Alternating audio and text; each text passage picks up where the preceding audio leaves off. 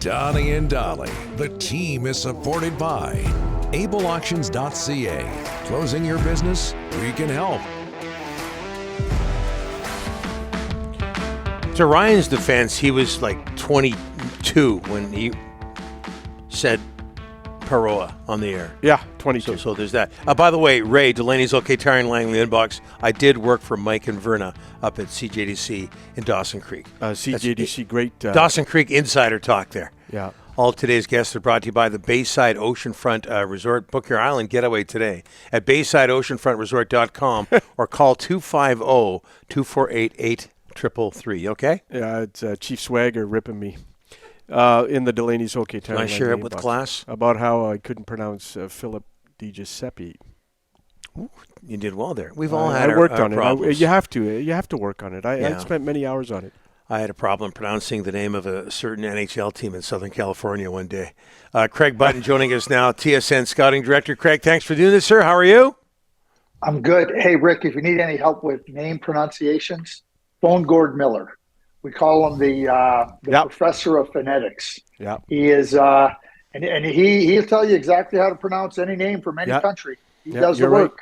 Right. Okay. Yeah. No, absolutely. He does all those international. Craig, that shirt is, it's on fire. It's on fire. It's on fire. It's on fire. It should be in an 80s video. We've been talking a lot about 80s MTV videos. Craig, if I wore that, I'd get ripped. But you're wearing it. You're a big hockey guy. You're going to get away with it. He looks good. Looks good. Rick, if you wore it, you'd get away with it too. Oh, yeah. Yeah.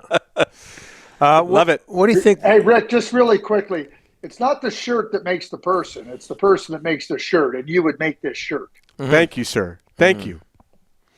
You guys done?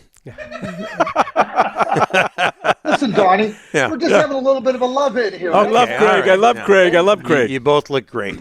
What do you think the Canucks learned from Bruce Boudreau's dismissal and just what's happened over the last year or so? Well, I think everything that's been said has been said, and listening to the players, I listened to your interview yesterday with Yannick Hansen. I thought Yannick was terrific in many regards, talking about the team and talking about the situation, and it's something that they're gonna Jim Rutherford namely has to work to ensure that he shows the side that where he got all the accolades for the positive hirings last year, the really significant hirings and diverse hirings, and and those were deserved accolades, and I think that's the way people want to see Jim, and you look at a career that's been long and very well recognized, but as I said last week, this is something, and this is about this particular period of time. It was handled absolutely poorly, and building up trust again and building up that credibility that you're going to do the right things. That'll come through the actions, and that's the work ahead. For not for anybody else, it's for Jim. There's nobody else. It's for Jim. And he did apologize to his credit on Sunday. Craig, what's your opinion of Rick Tocchet as a head coach? Well, every coach comes in with different ideas. I thought Rick, in his interviews yesterday post-practice was interesting. He said, hey, listen, I don't want to throw everything at these players. I want them to reacting. But one of the things that he said he wanted to do was try to have them in situations where they're practicing some of those competitive battle drills. And that's good. And, when your team is mired in the place that the Vancouver Canucks are at, coaches come in and you can't fix everything at once. So pick one or two things that you think are significant to get the team moving in the right direction and do them. And I think Rick did that. I think that, Rick's going to rely on Mike Yeo and Jason King to give him some insights into, where players have been, where the team has been. And then he's going to come in with his direction about how he wants to see the team play. And every coach is going to have a style of play, a personality that he's going to try to instill into the team. And for Rick, that was pace and playing hard and getting on the puck and being competitive. Now, I don't think Rick is just going to force everybody to be like he was, but there's certain areas of the game that require you to dig in, and I think that's what Rick will ask the players, and I think the players with a new coach behind the bench, want to do everything they can to impress him as well. Mm-hmm. But I'm going to say this now before you ask.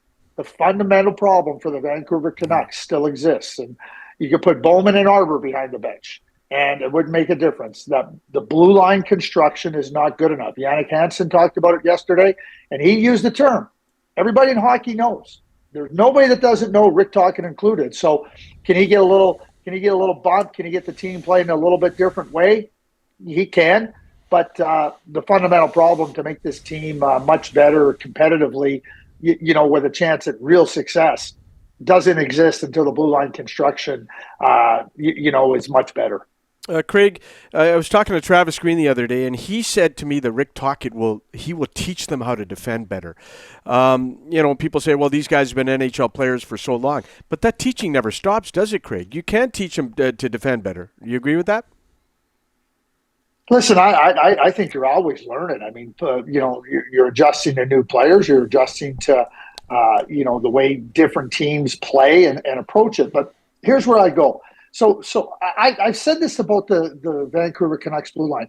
I think they've given the best account of themselves. I don't think that there's more for them to give. Like, I don't care how you teach, any number of those defensemen, when they're scaled up and they got to play against Nikita Kucherov and Steven Stamkos and Connor McDavid, they have no chance.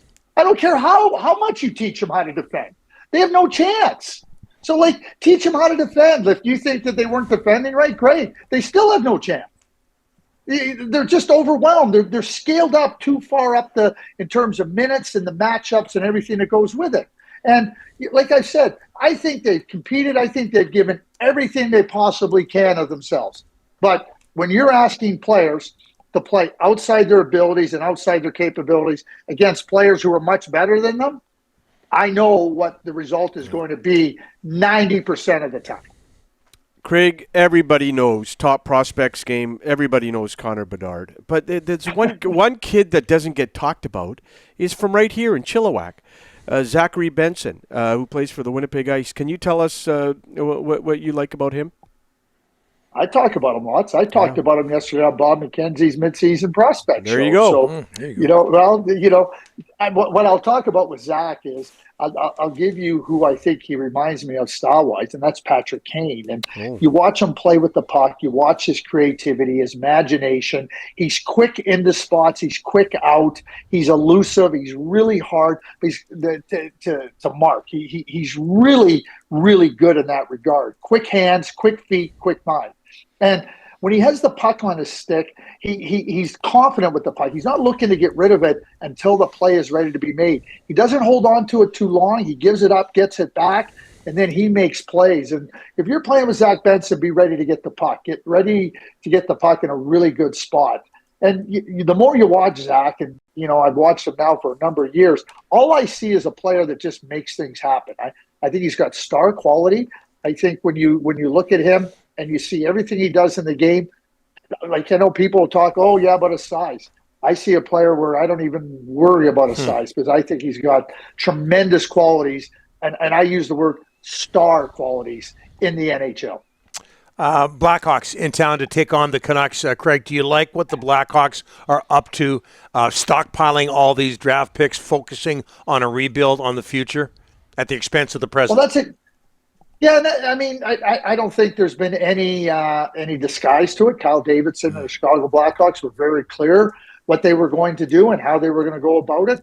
There's still some players that are going to move out, namely number 19 and Patrick Kane, 88.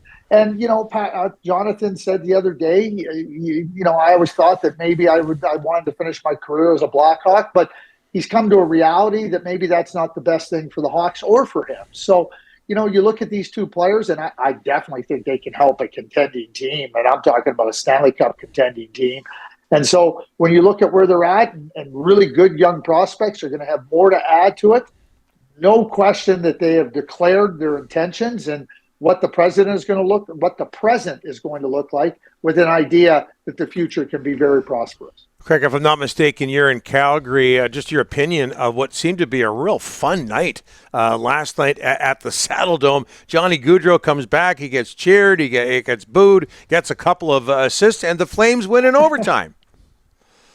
Yeah, it was an interesting. I'll tell you what, Johnny Gaudreau was fantastic in the game last night, right from the get-go. And you expect him to be booed when he touched the puck, but they gave him his rightful standing ovation when they put up the tribute video. And Johnny was a terrific Calgary Flame. And last night he nearly was a pain in their backside and a thorn in their sides, because he created so many chances. He had a deflection that went off the post late in the third period. It had the penalty shot that he missed, but he was a dangerous player all the way through. What's interesting for me being in the building is that, I wonder what fans were thinking about him still wearing 13 for the Calgary Flames. I got to think that maybe they'd have a little bit better scoring success on their side if he was still in their lineup. Yeah. You know what? You talk about the standing ovation for Johnny Gaudreau. People in the studio, there's a standing ovation going on right now for your shirt, Craig. So we expect big things next week. Thanks so much for this, my friend. Thanks. You guys have a great day. You bet.